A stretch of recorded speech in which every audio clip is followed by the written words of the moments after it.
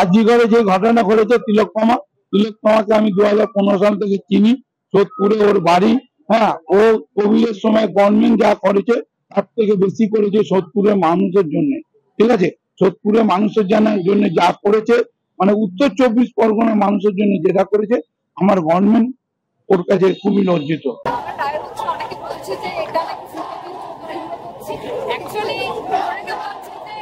এগুলো করে কি লাভ ভাই? বাড়িতে বসে থাকো তো কোনো লাভ নেই। একটা স্টুডেন্টের যেখানে কোনো সেফটি নেই, স্বাধীনতার এত বছর পরেও মেয়েরা রাত্রিবেলা কাজের জন্য বেরোতে পারে না, সেই দেশে আমরা কি আশা করি? আজকে করে যে নারকীয় ঘটনাটা ঘটলো, আজকে সেই ঘটনা, আজকে স্বাধীনতার ৭৭ বছর পরে মেয়েদের কোনো নিরাপত্তা নেই।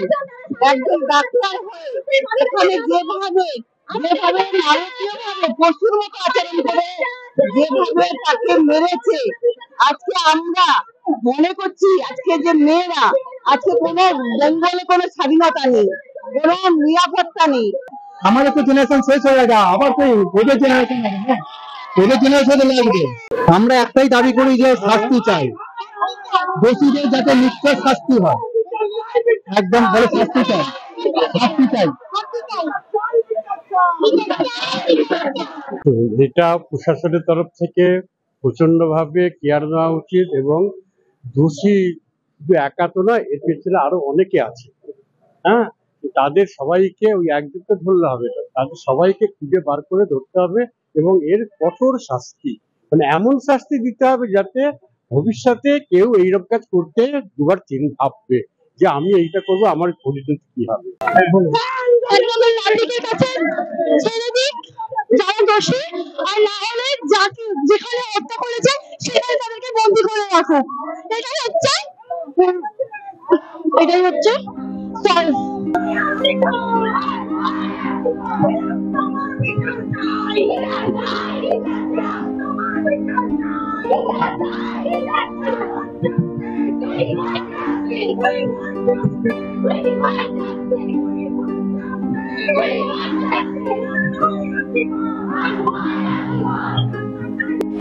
Thank you.